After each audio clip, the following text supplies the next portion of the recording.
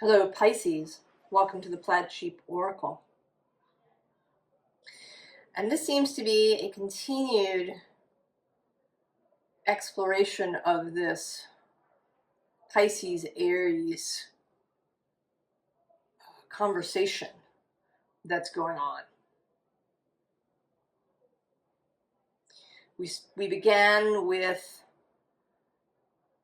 that full moon in Virgo, Sun in Pisces, the first eclipse, and then the second eclipse was Sun and Moon in Aries. So the other axis, and specifically Aries.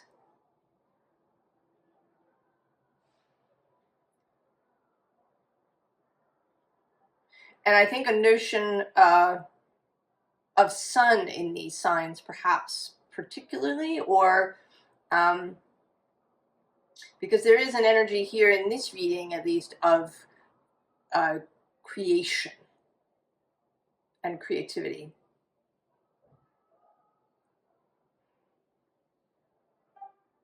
And how we perceive that.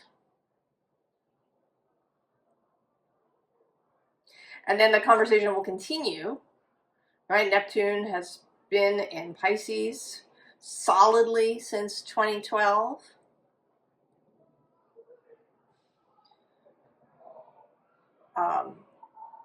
Now he's in Aries. He's going to be there for about 6 months. Turn around, go back to Pisces for, I guess, he re-enters Aries in early February. So I think like 4 months back again in Pisces. And then he'll be in Aries for another 14 years. And Saturn is going to do the same, although he spends a little less time in Aries initially. So this Aries energy is going to kind of be collected and carried back into Pisces. The card that came out is this Solitude, alone but not lonely. And, you know, it's this sort of Piscean color, right? Watery. She could very well be submerged. But this idea of solitude, of relying on the self, choosing the self as guide, that's a very Aries idea. And Aries and Pisces are, you know, seen as having a difficult relationship. Signs that are immediately next to each other are seen that way, as having a tricky relationship. Trickier even than signs that oppose each other. Fire and water. The center card here, the visible underlying Orenda, honor your mystical creative force.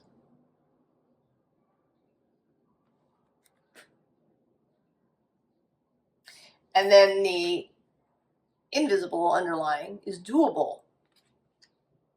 The key is within your grasp.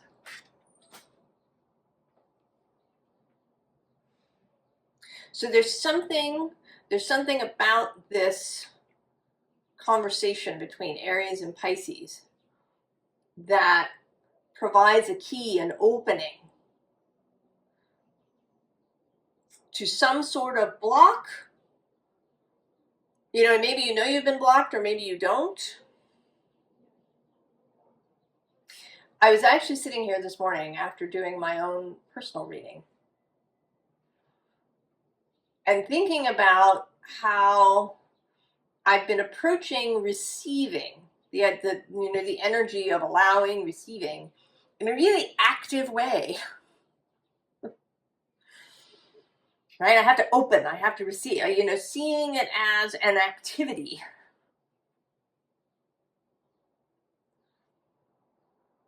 as opposed to seeing it as a state of being.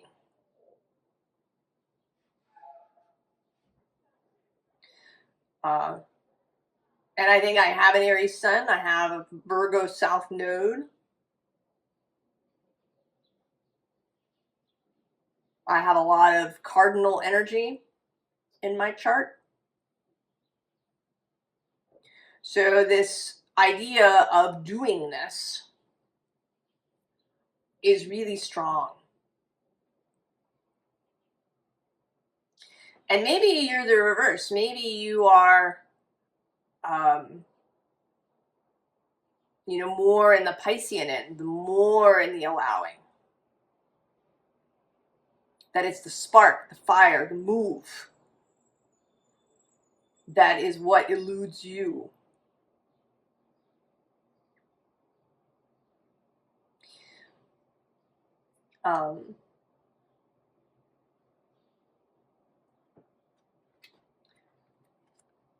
We begin with the heart of fire. And then right below it is being. The being and the doing. And then below that, actually, I'm seeing now is breaking free.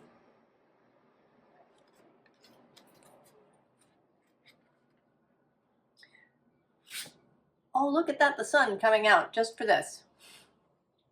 And then the bottom is self-love.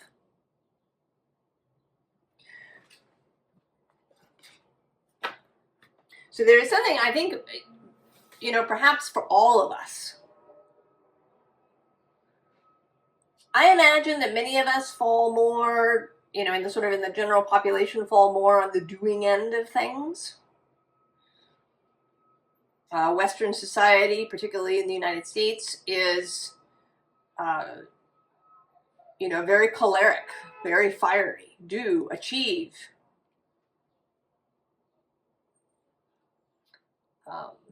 But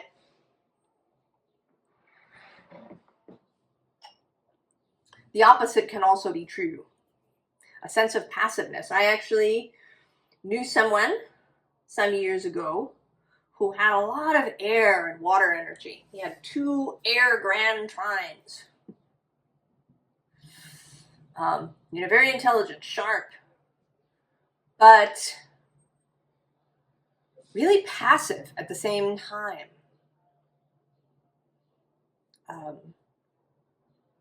He kind of went with the flow too much.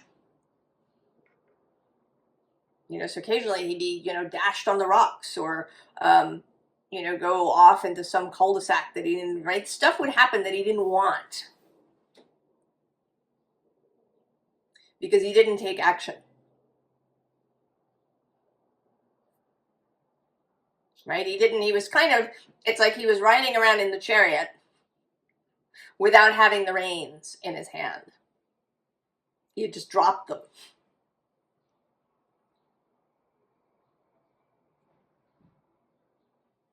And this isn't any more useful than the other way, where where you're gripping the reins too tightly. And I think that we can have both things happening in a society where there is a lot of control, because you could decide that I'm just not.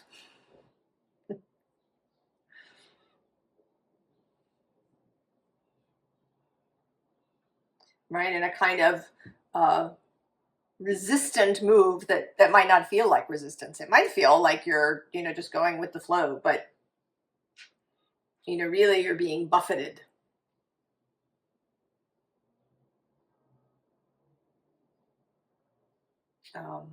In that idea of being in a river, if you're swimming, right, to swim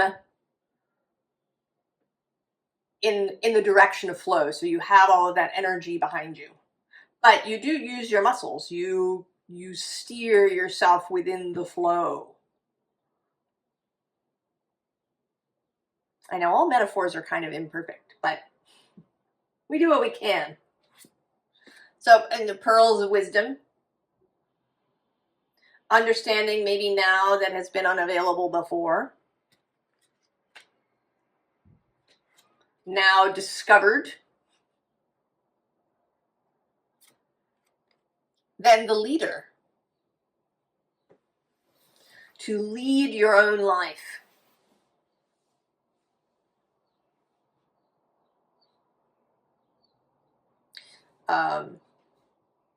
Right, charting the way down the middle, where you take responsibility for yourself, you take the lead for your own life, you choose, but you also allow the flow of the universe and that creative energy to support you.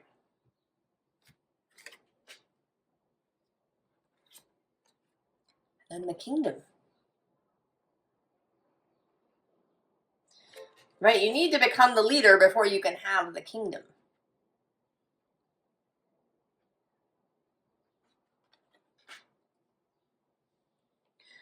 When I chose this deck, and I shuffled and I got to this point, this deck chose itself, and the card that was on top was the creative force. I shuffled, and I waited to see if it would come out. It didn't, so I went looking for it. And I found it between the fertile ground and grace. So, right, that, I don't know who said it, right, that that inspiration favors the prepared mind. Right, that's the fertile ground. The prepared mind, the choosing of things, the knowing what it is that you want. Knowing what you want your and kind of life in general to look like. What sort of society do you want to live in?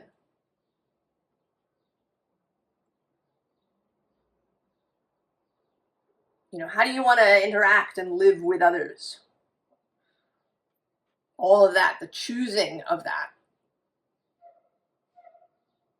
And then the grace is the universe's peace.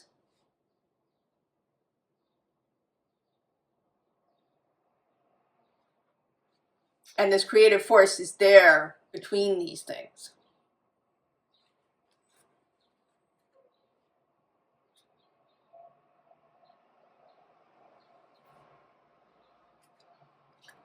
Five of Wands, first appearance. There's a lot of wand, fire energy in this reading, as well as water. And this row feels a little bit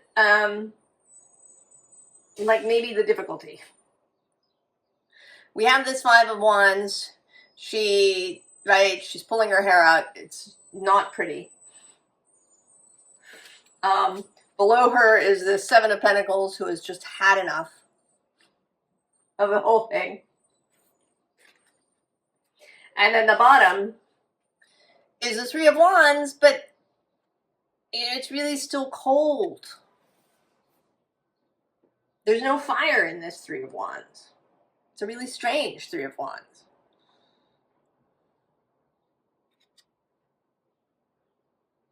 There isn't a sense of, I mean, often the Three of Wands actually doesn't have a sense of movement. There's a person, you know, staring out with the Three Wands. But this, you know, that looks really frozen.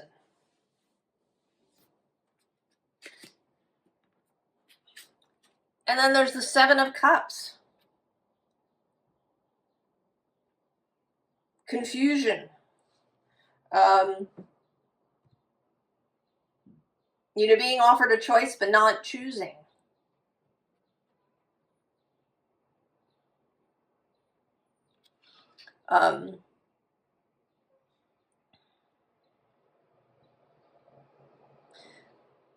You know, I've sometimes been asked, you know, or people say to me, oh, you know, what does the universe want for me? And I'm going to say the universe wants you to choose. You don't have to, you know, plan everything down to the millimeter. But there's no fun if you don't choose.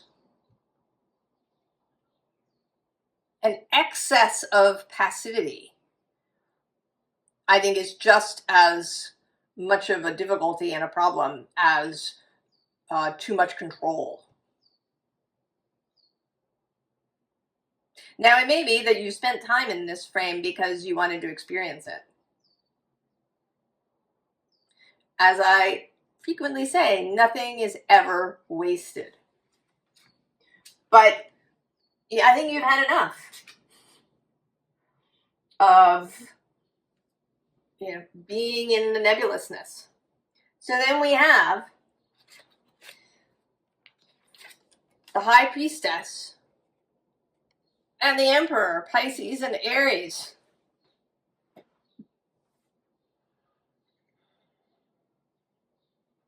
And it's interesting because, you know, he's sort of introspective looking here. And she's very clear and sharp. There's no, right, there's no fog, there's no clouds.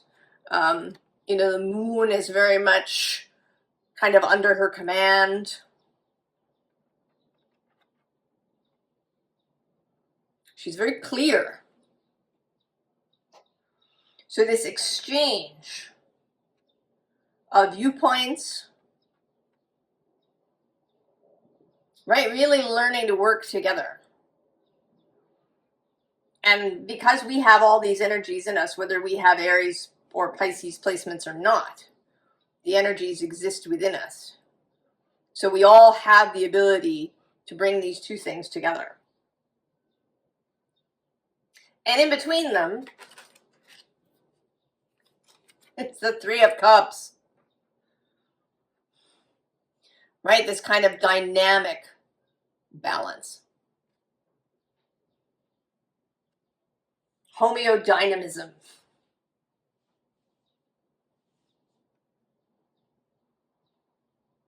Right? We're not saying that you have to have an exactly even amount of this fire and water energy. It's a consistent, right? It changes. Right? The only thing that's consistent is change.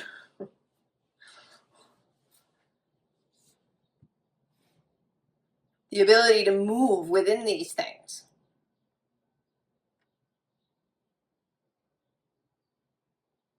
To shift. Also, with the Three of Cups, this card is for me an energy of a united will. Because that's really what we need. Is for our motivations to be in agreement with one another. Or, you know, to be able to see how the goal can cover all these different motivations. So that you can have a motivation for adventure and also one for security. And that there is a win-win for these two motivations.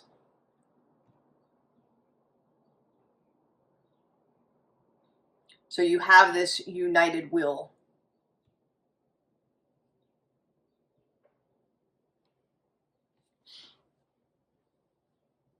You know, Aleister Crowley called Magick change in accordance with the will.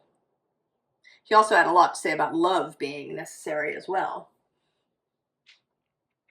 But that the will is an important piece.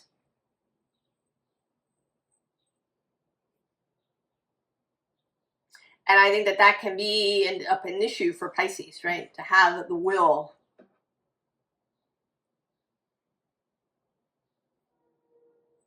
But now all this Aries energy is available. And so we have the Fool. And right below him is this relic card, which for me is commitment, right? She passes through this official portal She's making a commitment to not turn around and go back. Right? She's going to be the Fool, and she's committing also to this Fool view, because right below that is this benevolent world.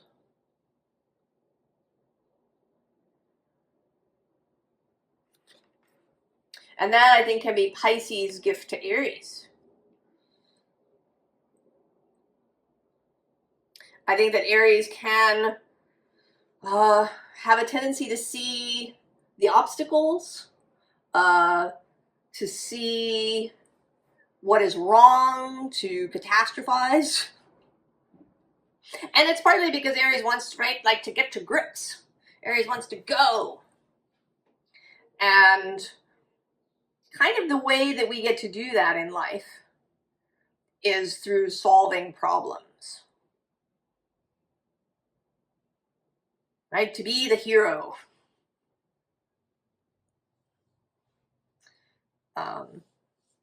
But you can get too mired in that if you're Aries. You can start looking around for problems, manufacturing them.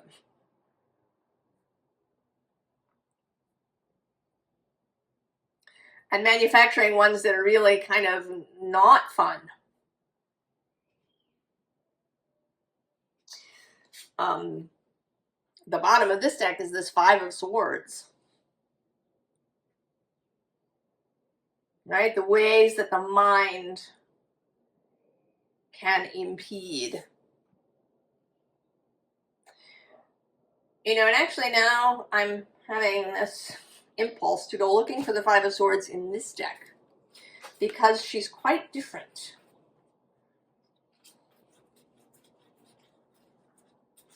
She's actually my favorite Five of Swords, I think. So this feels, right, it feels constricted, it feels kind of bleak, adversarial.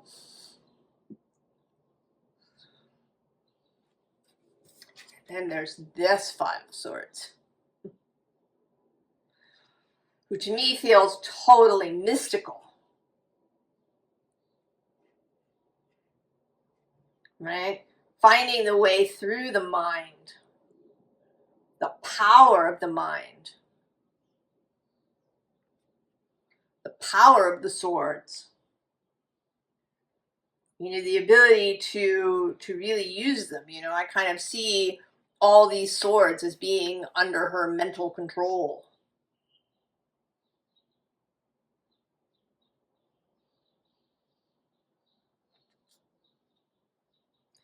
So this is a different view.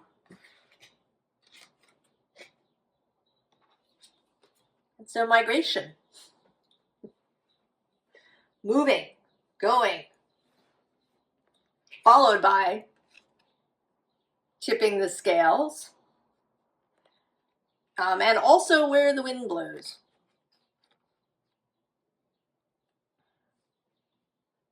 So there's kind of three movement concepts happening here.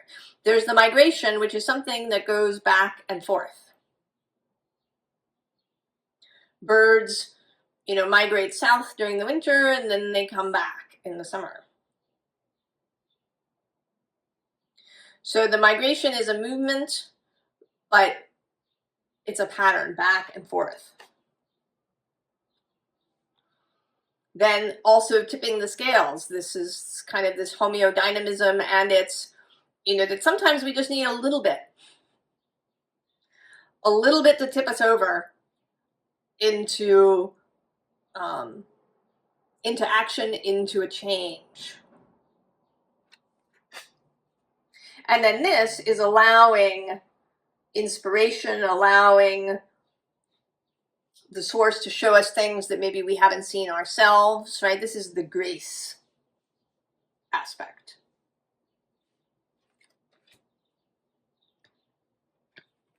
And then we get the Five of Wands again.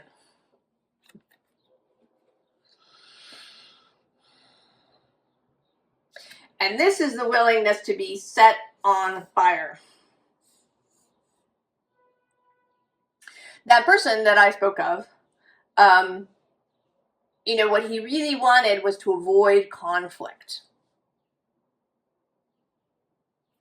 He wanted to avoid any kind of bumping up against things, any kind of friction. But right, friction is what creates fire.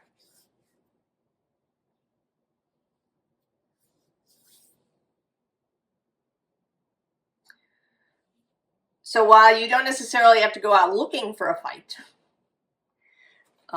you don't have to engage in every fight that shows up.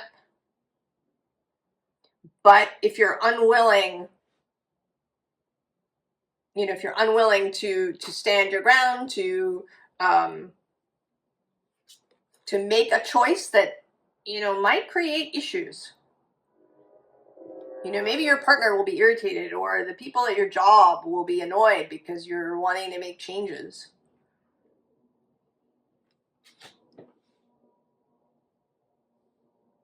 Or, you know, there's some other thing that you're going to have to change in your life, right? There's going to be a conflict. I think you just set yourself up for it to bite you on the ass later. You don't avoid the conflict. It just shows up in some other way. And that was often true for him.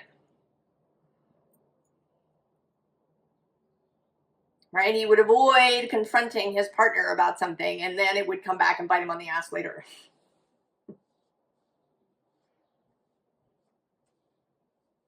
This way, you choose. You choose the place. You choose where you make a stand. You choose where the change is going to happen. You choose where there might be some conflict.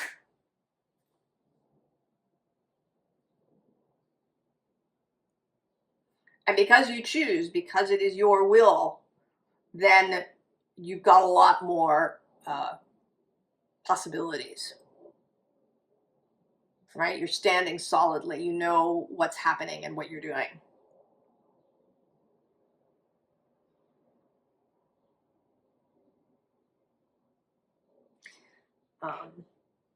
And this may be something, I don't know, I haven't, you know, I've been thinking about the Neptune-Saturn conjunction. I haven't really wanted to predict anything, but it does feel as if some of the energy might be that, right? This combining of Neptune and Saturn, of flow and creativity and allowing and mysticism and all of these kinds of things. Very loose, dissolving, and then Saturn with choice, will, the line. Because it isn't, right, it isn't even, right, it's like the choice. When you choose, you are kind of drawing a line. It's this and not that.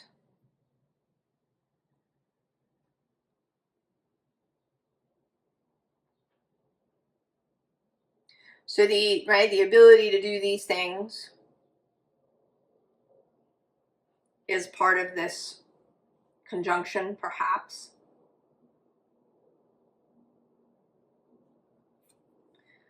So then we get the 7 of fire and then the 5 of fire right underneath again. And this is a third vision. So we have this kind of really unhappy hair-pulling arrangement. We have this willingness to have a conflict. And then we have this that always to me looks like she's a conductor. This is the creative aspect of the 5 of Wands.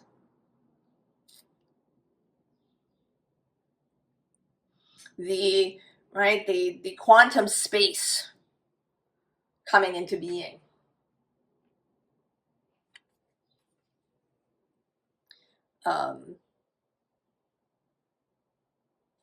You know, that underlies the ability to have this 7 of fire, right? To lead. And I don't think this is so much leading others as it's leading your own self and all the various motivations that you might have.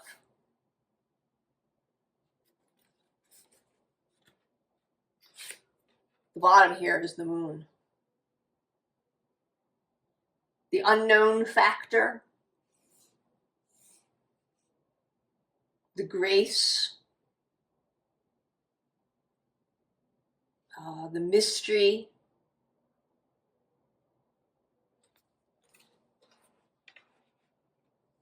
And that's a gift too to Aries.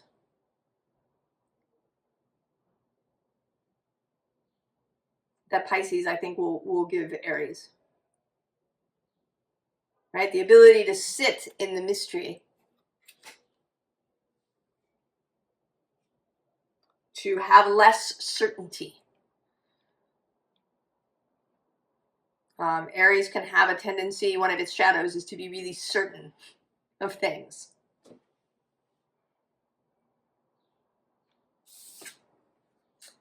Eight of Air. And this is actually coming through not in its usual way of being trapped, but in a kind of transformational way, that the spiders have sort of put you, or that maybe you've been in a cocoon. And you're not transforming completely. It's not like you're going from caterpillar to butterfly.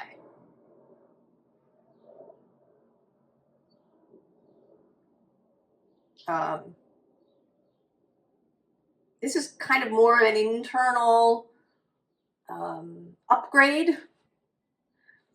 It's the only word I have. The ability, right? The ability to use all of these energies.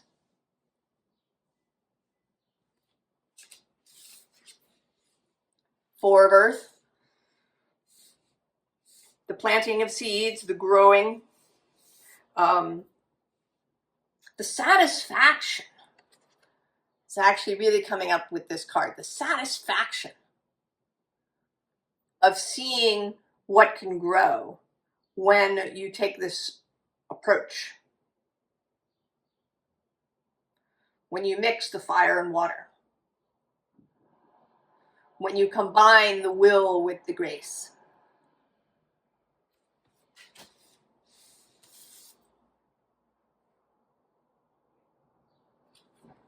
And then Seven of Water again. But this time, you're choosing. There are, right? There's always choices, but you are choosing. Here, it's just a fog and, right, everything looks a little weird.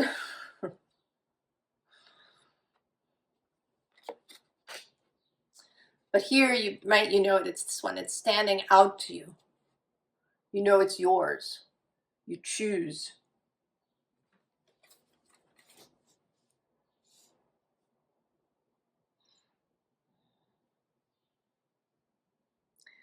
Advice.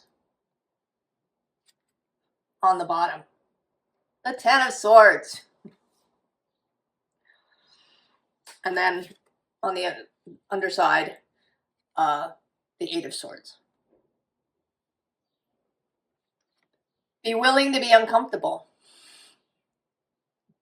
Because it's probably going to be uncomfortable for you and Aries.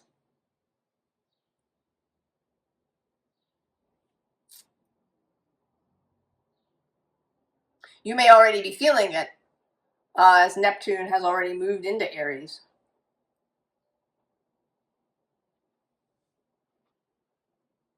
The fire bubbling up. The fire burning within the water.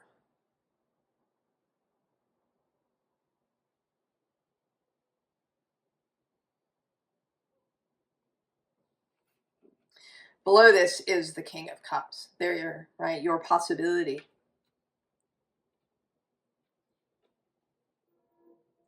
The kings are associated with the fire element in the tarot. Fire of water.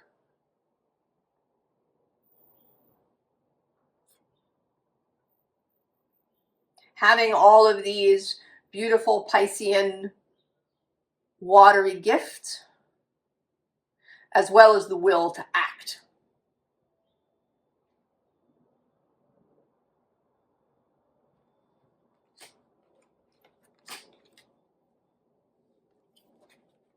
Three of Cups repeats, the united will.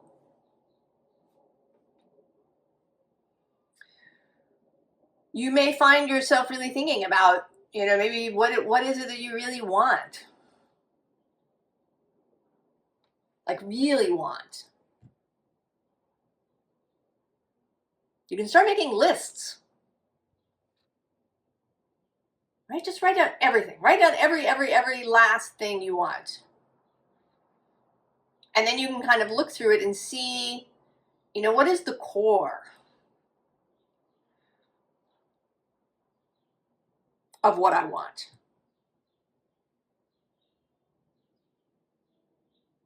You know, is there a central thing that can unite my various desires and motivations? At least for the moment. You know, this is also a dynamic process. As we grow and change and have experiences, our desires change.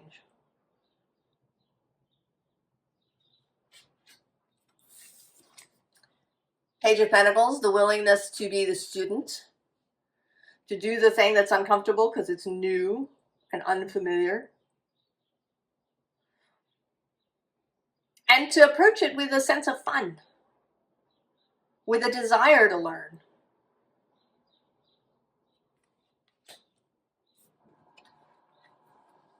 The King of Wands, creativity, inspiration, and the will to act on it. Honor your mystical creative force.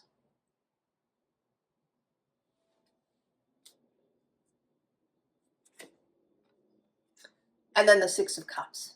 Have fun. Have fun. Have fun. Imagine, dream, create. You know, write a story. Compose a song. Create a piece of art. Play pretend.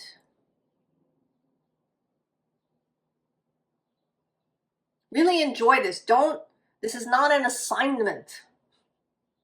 This is not homework or efforting. This is play and evolution and gorgeousness.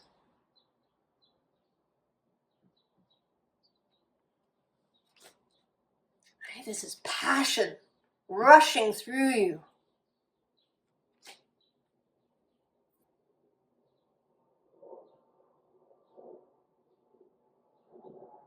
The flame under the ocean.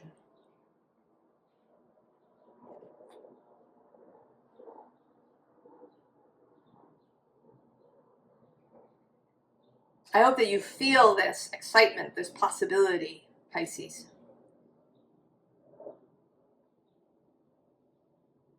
And I hope that you're really going to enjoy yourself. I wish you all the very, very best, Pisces. And I will see you next time. So